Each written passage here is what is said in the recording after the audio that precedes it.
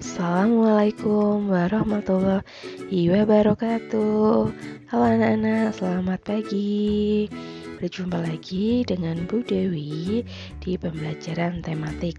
Hari ini kita akan belajar tema 1, subtema 1, pembelajaran 1, yaitu mengenai keragaman budaya bangsaku. Nah, sebelum kita masuk ke materi pembelajaran, alangkah baiknya kita membaca basmalah terlebih dahulu. Bismillahirrahmanirrahim. Nah, anak-anak, tahukah kamu bahwa Indonesia itu terdiri atas banyak pulau, suku bangsa, tarian, rumah adat, serta agama? Nah, ayo kita cari tahu lebih lanjut tentang keberagaman itu. Nah, Indonesia itu terdiri atas berbagai macam suku, bangsa, dan budaya. Namun, tetap dalam satu wadah Negara Kesatuan Republik Indonesia atau NKRI. Keberagaman tersebut merupakan anugerah dari Tuhan Yang Maha Esa. Nah, kita sebagai warga negara Indonesia wajib mensyukuri keberagaman tersebut. Nah, pada pertemuan sebelumnya kalian sudah Bu Dewi minta untuk membaca teks mengenai pawai budaya, di mana bacaan tersebut itu menceritakan tentang keberagaman yang ada di Indonesia, walaupun tidak semuanya itu diceritakan dalam teks pawai budaya. Nah, kurang lebihnya kan kalian sudah paham ya dengan isi teks mengenai pawai budaya tersebut. Nah, pada pertemuan ini Bu Dewi akan menjelaskan mengenai apa itu paragraf dan apa itu gagasan pokok dan gagasan pendukung. Nah, pada bacaan pawai budaya itu terdapat berapa paragraf anak-anak? Kalian sebelumnya sudah paham ya mengenai paragraf? Paragraf adalah kumpulan dari beberapa kalimat dalam suatu bacaan. Itu paragraf. Nah, setiap awal paragraf itu biasanya ditandai dengan adanya bagian yang menjorok ke dalam. Contohnya seperti ini. Ya, pada bacaan pawai budaya. Nah, di sini pada paragraf pertama, ini kan pawai budaya sangat menarik bagi warga Kampung Babakan. Nah, pada paragraf pertama ini, pada awal kalimat ini kan agak menjorok ke dalam ya anak-anak. Nah, inilah yang disebut sebagai awal paragraf, awal kalimat dalam paragraf. Nah, dalam satu paragraf ini itu ditandai dari kata pawai budaya sampai dekat. Nah, ini adalah satu paragraf. Nah, sekarang kita lihat, ayo kita hitung ada berapa paragraf dalam teks pawai budaya. Paragraf pertama, pawai budaya sangat menarik bagi warga Kampung Babakan sampai rombongan pawai semakin dekat. Itu paragraf pertama. Paragraf kedua, nah ini, di barisan pawai terdepan terlihat rombongan dari Maluku sampai budaya Maluku sangat unik dan menarik. Itu merupakan paragraf kedua. Paragraf ketiga, nah, budaya Bali terkenal karena bunyi musiknya yang berbeda, sampai nyaring bunyinya ketika kedua keping ini dipadukan. Paragraf keempat, rombongan dari Bali diikuti oleh rombongan dari Toraja, sampai budaya Toraja sangat menarik untuk dipelajari. Kemudian paragraf 5 itu dari kata Udin sampai kaya dan mengagumkan. Nah, jika kalian perhatikan ya anak-anak, setiap paragraf itu dari paragraf pertama, paragraf kedua, paragraf 3, paragraf keempat, paragraf 5 itu pasti awal kalimatnya itu agak menjorok ke dalam. Nah, itulah tanda dari sebuah paragraf. Jika jika ada sebuah bacaan, kemudian bacaan selanjutnya itu agak menjorok ke dalam, berarti itu sudah menandakan beda paragraf. Setiap bacaan biasanya terdiri atas beberapa paragraf. Setiap paragraf itu memiliki gagasan pokok yang didukung oleh gagasan pendukung. Gagasan pokok adalah ide utama yang dibahas dalam suatu bacaan. Dapat berupa kalimat inti atau berupa pokok paragraf. Nah, biasanya gagasan pokok itu disebut juga sebagai gagasan utama, ide pokok, ide utama, atau pikiran utama. Nah, kemudian kalau gagasan pendukung itu adalah uraian atau tambahan informasi untuk gagasan pokok. Jadi, di setiap paragraf itu pasti memiliki yang namanya gagasan pokok dan gagasan pendukung. Nah, gagasan pokok itu dapat ditentukan dengan cara melihat kalimat utamanya. Nah, jadi untuk menentukan sebuah gagasan pokok itu kalian harus mencari kalimat utamanya terlebih dahulu. Nah, kalimat utamanya itu kan biasanya terletak di awal atau yang disebut dengan deduktif, di akhir atau induktif, atau juga bisa di awal atau di akhir paragraf. Namanya campuran. Nah, kalian jika diminta untuk menentukan gagasan pokok harus menentukan dulu kalimat utamanya. Baru dari kalimat utama itu nanti kita ringkas lagi jika memang bisa diringkas, nah, untuk dijadikan sebagai gagasan pokok. Sebagai contoh, untuk latihan kita, mari kita cari gagasan pokok pada bacaan Pawai Budaya paragraf pertama. Nah, dari paragraf ini, pawai budaya sangat menarik bagi warga Kampung Babakan. Pawai ini selalu menampilkan keberagaman budaya Indonesia. Udin dan teman-teman tidak pernah bosan menanti rombongan pawai lewat. Tahun ini mereka datang ke alun-alun untuk melihat pawai tersebut. Kakek Udin pun terlihat sabar menanti. Terdengar suara gendang yang menandakan rombongan pawai semakin dekat. Nah, dari paragraf ini, coba kalian tentukan dulu di mana letak kalimat utamanya. Coba kalian tentukan apakah di awal, deduktif, di akhir, induktif, atau di keseluruhan paragraf. Iya, betul. Kalimat utamanya itu terletak di awal paragraf, yaitu pawai budaya sangat menarik bagi warga Kampung Babakan. Itu adalah kalimat utamanya. Kenapa tidak di kalimat kedua? Tidak, karena di kalimat kedua ini adalah kalimat yang berisi informasi tambahan mengenai pawai budaya. Kan pawai ini di sini kan menjelaskan si pawai budaya. Selalu menampilkan keragaman budaya Indonesia. Berarti ini termasuk kalimat penjelas. Udin dan teman-teman tidak pernah bosan menanti rombongan pawai lewat. Ini juga kalimat yang menjelaskan informasi tambahan mengenai si pawai budaya ini.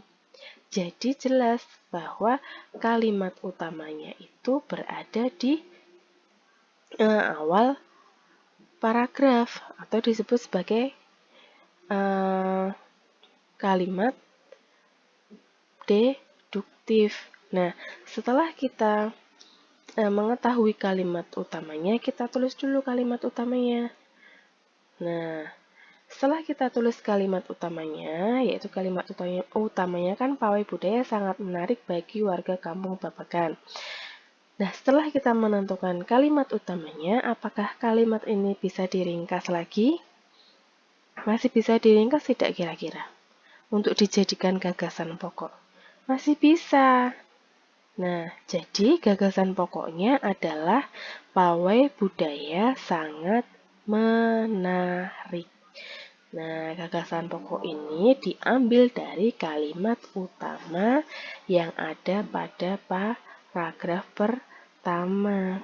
Nah, kemudian untuk menentukan gagasan pendukung caranya gimana? Nah, kita lihat di kalimat penjelasnya. Nih, gagasan pendukungnya berarti yang pertama. Karena berada di kalimat kedua ya. Pawai ini selalu menampilkan keragaman budaya Indonesia. Nah, berarti gagasan pendukungnya yaitu pawai budaya menampilkan keragaman budaya Indonesia. Itu ada di kalimat kedua. Kemudian kalimat ketiga, Udin dan teman-teman tidak bosan menanti rombongan pawai. Gagasan pendukung ketiga yaitu pawai diadakan di alun-alun Kampung Babakan. Gagasan pendukung keempat yaitu kakek Udin sabar menanti rombongan pawai. Gagasan pendukung kelima yaitu suara gendang menandakan rombongan pawai. Nah, itulah cara untuk menentukan gagasan pokok dan gagasan pendukung. Sampai di sini bisa dipahami? Bisa dipahami ya? Semoga kalian paham. Nah, untuk menambah pemahaman kalian, ayo berlatih. Temukan gagasan pokok dan gagasan pendukung pada bacaan pawai budaya paragraf 2 sampai 5. Kalian tentukan gagasan pokok dan gagasan pendukungnya di setiap paragrafnya itu. Dari paragraf 2 sampai paragraf 5. Bisa dipahami ya? Nah, Indonesia merupakan negara yang sangat beragam budaya, agama, dan bahasa daerahnya. Sebagai warga negara yang baik, kita wajib menghargai keberagaman tersebut. Nah, ini adalah keberagaman yang ada di Indonesia. Ada keberagaman budaya, agama, bahasa, rumah adat, kemudian pakaian adat, kemudian ya masih banyak lagi ya keberagaman yang ada di Indonesia ini. Nah, ini adalah beberapa contoh keberagaman yang ada di Indonesia. Nah, misalnya di Jawa Tengah itu pakaian adatnya seperti itu, pakai blangkon, kemudian yang cewek pakai kebaya, pakai sanggul. Rumah adatnya itu disebut rumah adat joglo. Ada tariannya, tarian namanya salah satu tarian dari Jawa Tengah itu adalah tari Bambang Cakil. Ada senjata tradisionalnya yaitu keris. Nah, ini ada Kalimantan Barat, pakaian adatnya seperti itu. Nama tarinya adalah tari monong, rumah adatnya disebut rumah istana, Kesultanan Pontianak. Kemudian senjata tradisionalnya adalah mandau. Ini ada Sulawesi Tenggara, pakaian adatnya disebut sebagai Babung Ginasamani, tariannya disebut tarian Balumpa. Buton, rumah adatnya disebut rumah Istana Buton. Senjata tradisionalnya salah satunya ada keris juga, sama kayak di Jawa Tengah. Kemudian di Sumatera Barat itu pakaian adatnya seperti itu, bagus sekali ya. Ada tariannya namanya tari payung, rumah adatnya itu disebut sebagai rumah gadang, senjata tradisionalnya disebut sebagai karih. Kemudian di Sumatera Selatan itu pakaian adatnya disebut aisan gede. Nah, tariannya itu disebut tari putri Big Husek. Kemudian rumah adatnya itu disebut sebagai rumah adat limas. Senjata tradisionalnya ada keris juga. Kemudian di Jawa Timur pakaian adatnya seperti itu ya. Pasti biasanya kalau orang Jawa Timur itu kan ada lorek-lorek putih merahnya seperti itu. Kemudian tarinya ada tari remo. Nama rumah adatnya itu rumah adat Situbondo. Kemudian senjata tradisionalnya itu namanya celurit. Nah, ini adalah beberapa keberagaman yang ada di Indonesia. Ini baru ada 6. Padahal di Indonesia itu ada 34 provinsi. Nah, dari keberagaman ini kalian juga bisa menanyakan kepada teman kalian, tetangga kalian yang misalnya itu tetangga kalian itu dari suku yang berbeda sama kalian. Nah, kalian bisa menanyakan keberagaman yang ada di daerah tetangga kalian itu. Nah, bisa dipahami ya? Nah, oke. Bagaimana sikap yang harus kalian tunjukkan terhadap perbedaan keragaman yang ada? Misalnya, kamu pada tetangga kamu sama teman kamu yang berbeda suku, berbeda budaya, berbeda agama, itu bagaimana sikap yang harus kamu tunjukkan?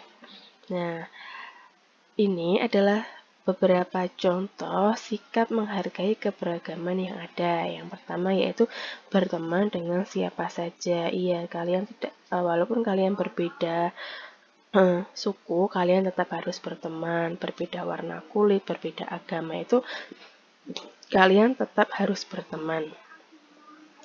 Menghormati orang lain yang berbeda keyakinan. Ya, yang berbeda keyakinan dengan kita harus tetap menghormati, tidak boleh mengejek. Senantiasa bertutur sopan dan berperilaku santun, yaitu harus dijunjung sangat tinggi. Bertutur kata yang sopan dan berperilaku santun.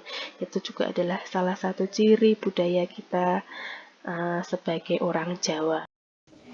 Kemudian yang keempat yaitu memberi apresiasi terhadap keberagaman. Nah, salah satu cara memberi apresiasi terhadap keberagaman itu kita bisa ikut berpartisipasi dalam upacara adat. Kemudian kita bisa mempelajari budaya yang ada di daerah tersebut. Kemudian kita bisa ikut berbangga diri terhadap budaya yang ada di daerah tersebut. Nah, kemudian yang terakhir yaitu mencintai dan bangga akan keberagaman yang ada di Indonesia. Iya, kita sebagai warga negara Indonesia, kita wajib mencintai dan wajib bangga akan keberagaman yang ada di Indonesia. Nah, itulah anak-anak beberapa contoh sikap menghargai keberagaman yang ada di Indonesia. Tentunya masih banyak sekali sikap-sikap yang harus kita kembangkan untuk menghargai keberagaman yang ada di Indonesia. Sebagai anak Indonesia, aku merasa bangga terhadap keberagaman yang ada. Menghargai perbedaan merupakan wujud dari semangat persatuan dan kesatuan. Nah, itulah mengapa kita harus merasa bangga terhadap keberagaman yang ada di Indonesia. Karena menghargai perbedaan itu merupakan salah satu wujud dari semangat persatuan dan kesatuan agar negara kita tidak terpecah belah. Nah, terima kasih anak-anak. Selesai sudah penjelasan dari Bu Dewi mengenai keberagaman budaya bangsaku. Semoga penjelasan ini bisa bermanfaat untuk kita semua. Bu Dewi tutup. Wassalamualaikum warahmatullahi wabarakatuh.